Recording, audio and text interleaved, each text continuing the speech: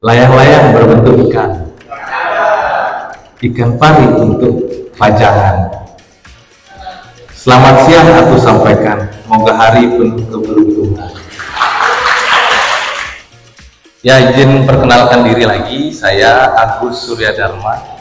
Saat ini bertugas di BKPSDM Provinsi Bali.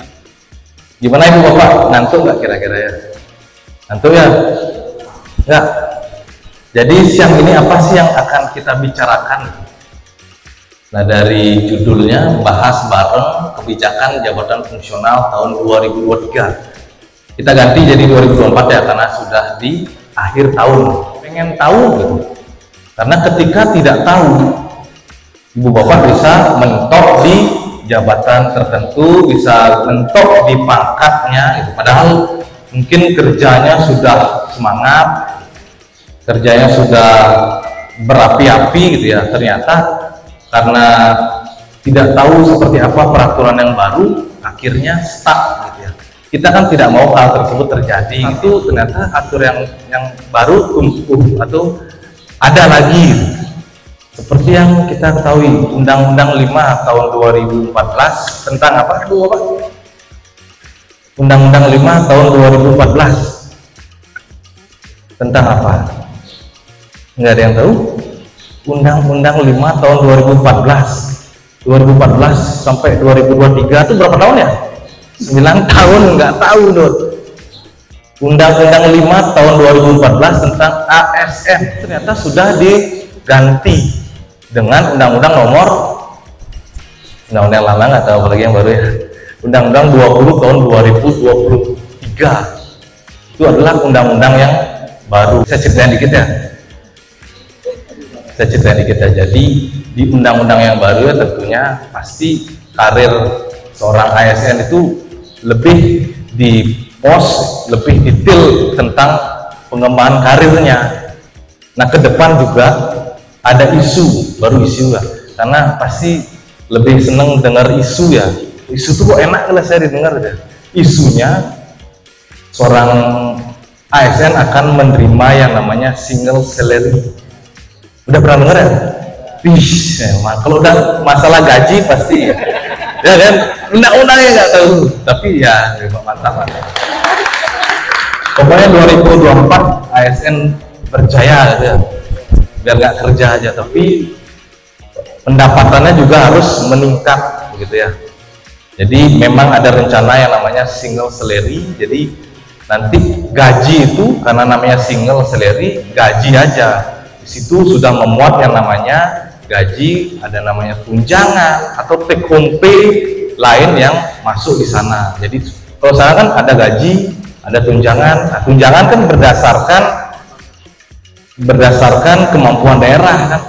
Misalnya ada daerah yang kuat, gede dia mencot gitu ya. Ada yang nggak mampu, mencot nggak dapat gitu.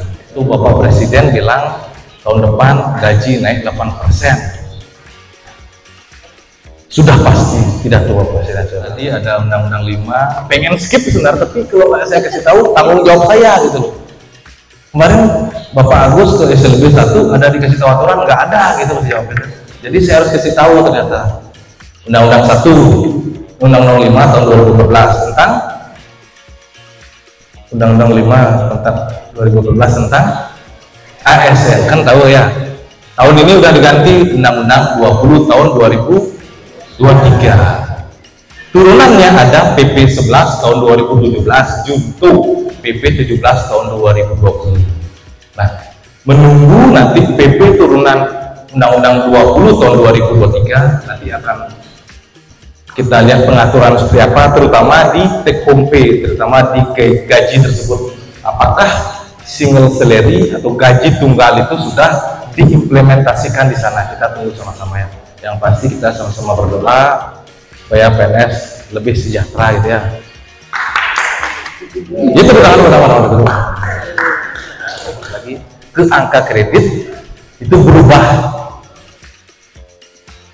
Terus turunannya ada per PKN 3 tahun 2023. Itu merupakan turunan Permenpan 1 tahun 2023 tentang kenaikan pangkat, jenjang jabatan dan angka kredit. Nah, ini Yang selanjutnya ada per PKN 4 tahun 2023 tentang periodisasi kenaikan pangkat. Kalau saat ini Ibu Bapak tahunya kenaikan pangkat itu periodenya bulan apa aja? April, Oktober. Ternyata tahun 2024 periodisasinya ditambah jadi 6 kali setiap 2 bulan. Jadi misalnya Pak siapa namanya Pak? Pak Gusti. Misal Pak Gusti bulan April telat ngusulin kenaikan pangkat, dia tidak harus menunggu 6 bulan kemudian atau bahkan setahun untuk usul di bulan April, Mei, Juni, di Juni ternyata bisa diusul lagi. Jadi ini mengurangi resiko seorang PNS itu ketinggalan gitu. Kenapa sih juga periodisasi ini ditambah gitu ya? Ini di awal pembuatan, di materi di dalam nanti saya tekankan lagi. Jadi seorang pejabat fungsional, seorang jabatan fungsional guru, kalau dulu kan dinilai oleh tim penilaian, dinilai tim penilai setiap 6 bulan sekali atau setiap semester atau setiap tahun. Sekarang dengan berlakunya per PKN 1, per PKN 3, Permenpan 1 itu bisa dinilai setiap periodik mangat. Nah ini pertanyaan yang paling sering ditanyakan kepada saya, pada kami BKPSDM. Kalau bahasa Balinya frequently asked question, paling saya takonin gitu. Angka kredit apakah masih ada? Bisa jawab nggak? Masih ada? Masih. Bagaimana cara saya naik pangkat atau jabatan? Kegiatan apa yang saya masukkan ke SKP? Tadi udah belajar SKP ya tadi pagi ya, berarti sudah pinter saya rasanya, sudah expert semua ini. Tentunya perolehan angka kredit tidak lagi berdasarkan butir kegiatan. Kalau dulu kan dikunci tuh di Permenpan tentang jabatan fungsional guru dikunci, ini butir-butir yang dilakukan, ini evidennya, nilainya segini 0,0000 banyak sekali tanda lewat. Terus tim penilai kinerja oleh pimpinan langsung, tidak ada lagi namanya tim penilai angka kredit. Sekolah penyesuaian atau in-passing atau promosi kenaikan jabatan. Naik apa sih syarat kenaikan jabatan gitu ya? Saya udah di jenjang pertama atau saya jenjang muda atau bahkan madya, saya mau naik ke jenjang jabatan skala lebih tinggi. Apa sih syaratnya? Yang pertama, ketersediaan kebutuhan jabatan. Yang dua, memenuhi angka kredit kumulatif yang ditentukan. Intinya saat ini misalnya saya muda 3C mau naik ke muda 3D, berapa sih saya butuh? Itu harus diketahui. Terus predikat kinerja paling rendah bernilai baik. Dan yang keempat telah mengikuti dan lulus uji kompetensi. Ini barang baru ya, poin nomor 4 ini bagi JF guru ya. Kalau yang lain itu sudah dari lama diatur yang namanya mengikuti dan lulus uji kompetensi untuk naik jabatan versi predikat kinerja ke dalam angka kredit. Kok bisa SKP jadi angka kredit gitu ya? Seperti apa sih pengaturannya? Nah, hasil penilaian kinerja dilakukan oleh atasan langsung sebagai pejabat penilai kinerja. Nanti atasannya langsung itu namanya pejabat penilai kinerja. Kalau dulu tim penilai angka kredit itu sudah berubah. Yang kedua, penilaian kinerja melalui evaluasi periodik dan tahunan sehingga mendapatkan predikat kinerja lalu dikonversi. Jadi tidak serta-merta SKP itu setahun baru dapat angka kredit gitu ya. 3 bulan, 6 bulan, 2 bulan itu bisa dapat angka kredit, asal memang angka kredit yang kita butuhkan lagi sedikit. Ya, saya tunggu kok, tenang aja. Oke, siapa namanya Bu? Sri Kandi Septiari. Sri Kandi Septiari. Ini Pak, Pak terakhir. Ya. 3C muda berarti kan nilainya 269.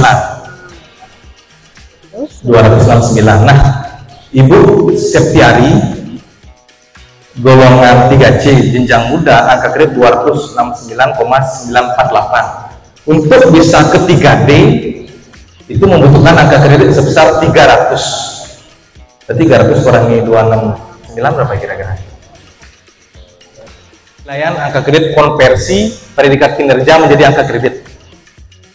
Kita bilang Bu Septiari predikat kinerjanya baik, dapatnya kan 100%. Dari koefisien jenjang muda itu sebesar 25. Jadi 269,948 tambah 25. Anggap ya. Anggap predikat kinerjanya Bu Septi ini baik tambah 25. Nah, angka kredit Ibu Septi di tahun 2023 akhir di Desember yaitu sebesar 294,948. Kan lagi sedikit ya. Coba kurang 300 kira-kira lagi 5 kan? Lagi 5, sekian. Ya kan 5, sekian untuk bisa naik ke 3D. Jadi Ibu ini kan beda lagi sedikit. Kan nggak mungkin nyari lagi 5 kita nunggu setahun kan 25. Nah, sekarang kita anggaplah kita ambil sekitar 3 bulan. Rumusnya adalah jumlah bulan dinilai per 12 dikali koefisien per tahun dikali persentase predikat kinerja. Nah, ini prosesnya gitu ya. Prosesnya seperti apa sih dari konversi SKP menjadi angka kredit? Nah, PNS membuat perjanjian kinerja. Nah, tadi sudah diajarin buat PK dulu di awal tahun. Saat berjalan, PNS melaksanakan tugas di perangkat daerah berdasarkan perjanjian kinerja tersebut. Nah, lalu dilakukanlah evaluasi kinerja oleh pimpinan. Dari hasil evaluasi tersebutlah berupa predikat kinerja yang nantinya bisa dikonversi menjadi angka kredit. Oke Bu, kita fokus lagi, nanti kita diskusi lagi ya supaya nggak ada kelewatan. 25% dari kebutuhan kenaikan pangkat. Misalnya dari muda ke madya kan 100 berarti 25. Dari pertama ke muda kan 50 berarti 12 berapa ya? 12 12,5 kebutuhan angka kredit. Jadi kenaikan pangkat itu bisa dilakukan paling singkat 2 tahun dalam pangkat terakhir. Yang kedua yaitu memenuhi jumlah angka kredit yang ditentukan. Nilai predikat kinerja paling rendah bernilai baik dalam 2 tahun terakhir. Ibu bapak kan masih menggunakan angka kredit konvensional, jadi itu harus dilakukan konversi. Harus dilakukan integrasi dulu. Nanti kita jelasin. Nah, setelah sudah dilakukan integrasi, inilah yang kebutuhan angka kredit yang ibu bapak nanti harus penuhi. Dari 3A ke 3B butuh 50, 3B ke 3C butuh 50, dan seterusnya. Jadi nanti begitu misalnya dari jenjang pertama naik ke muda, itu angka kreditnya akan kembali menjadi 0. Dari muda ke madya, begitu naik jabatan akan kembali lagi 0. Berkarir lagi, nyari angka kredit lagi dari jenjang jabatan yang baru. Pak Dewo tadi kan jenjang muda ya. Pak Dewo jenjang muda, nah koefisien per tahunnya itu 25. Misalnya Pak Gusti tadi ya, Pak Gusti jenjang pertama koefisien per tahunnya 12,5, ahli madya 37,5. Terus kalau misalnya sangat baik, nah inilah perolehan angka kreditnya setiap tahun. Yang ini kalau baik-baik saja ya tentunya sebesar koefisien yang dimiliki. Jadi kita nggak usah lihat yang di sebelah kanan karena ini tidak enak untuk dibaca ya. Ini kita coret saja di sini. Jadi baik dan sangat baik. Kalau sangat baik tentunya ya pasti untuk ke jenjang atau ke pangkat berikutnya jauh lebih cepat bisanya. Saat ini misalnya baik aja predikat kinerjanya pasti lagi 4 tahun naik lagi pangkatnya gitu. Kalau dulu kan mungkin kalau tidak dinilai atau diam aja nggak dibawa ke tim kan bisa lebih lama ya. Nah saat ini dengan sistem yang baru itu 4 tahun apabila baik-baik saja. Mau naik pangkat di tahun 2024 tadi kayak Bu Sri Kandi tadi 2024 naik pangkat ya. Tadi 2024 naik pangkat ya, bisa kan? Kita lakukan perhitungannya tadi kan bisa. Nah, itu harus naik pangkat sudah menggunakan angka kredit integrasi ditambah angka kredit konversi SKP. Kalau masih konvensional nggak bisa gitu. Ini makanya mohon untuk diperhatikan, harus sudah dilakukan yang namanya integrasi. Silahkan nanti mungkin bagian kepegawaiannya di sini bisa berkoordinasi dengan dinas pendidikan ke tim penilainya, begitu ya. User dan password disepakati ini untuk tim penilai. Makanya kewenangan untuk melakukan integrasi itu ada pada tim penilai angka kredit. Integrasi gitu ya. Kenapa sih nggak biarin aja konvensional gitu? Kalau kita analogikan angka kredit itu mata uang, jadi konvensional itu angka kredit mata uang dolar gitu ya, ibaratnya ya. Terus konversi dari predikat kinerja menjadi angka kredit itu rupiah.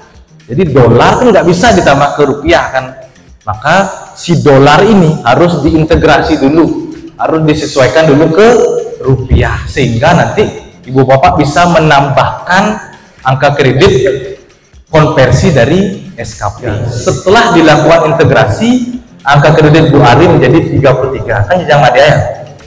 Seperti itu ya konsep dari angka kredit itu, bukannya dikurangi, tapi nilainya saja yang disesuaikan gitu ya.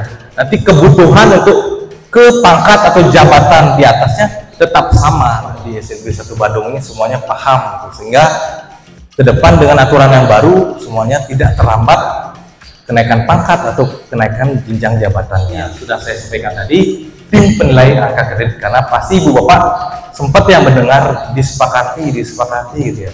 Jadi itu menjadi kewenangan tim penilai untuk melakukan integrasi. Hitungan yang tadi saya berikan contoh di depan, jadi perhitungan angka kredit dengan sistem konversi predikat kinerja menjadi angka kredit itu bisa dilakukan tahunan ataupun dilakukan secara proporsional. Kalau tahunan ya 1 tahun berjalan. Nah, kalau proporsional rumusnya jumlah bulan periode penilaian dibagi jumlah bulan dalam 1 tahun dikali persentase predikat kinerja dikali koefisien per tahun. Ini bisa dinamis, makanya untuk bisa mengakomodir kenaikan pangkat yang sifatnya dinilai secara proporsional, makanya ditambahlah periode kenaikan pangkat seorang PNS tersebut. Karena dia turun dari langit, enggak ya.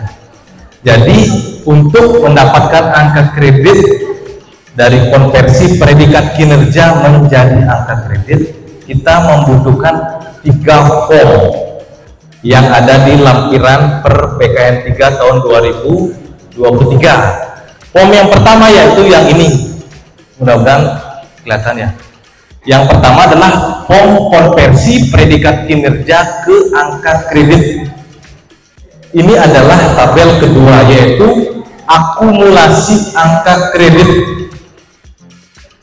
Oke, ini adalah akumulasi angka kredit.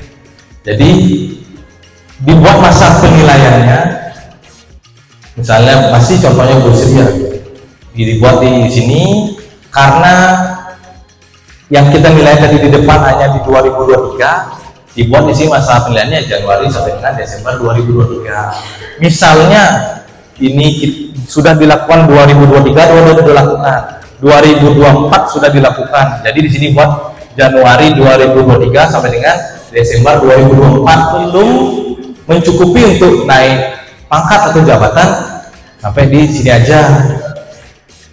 Ketika sudah lengkap, baru kita beroleh ke penetapan angka kredit namanya, sama kayak yang dulu, penetapan angka kredit.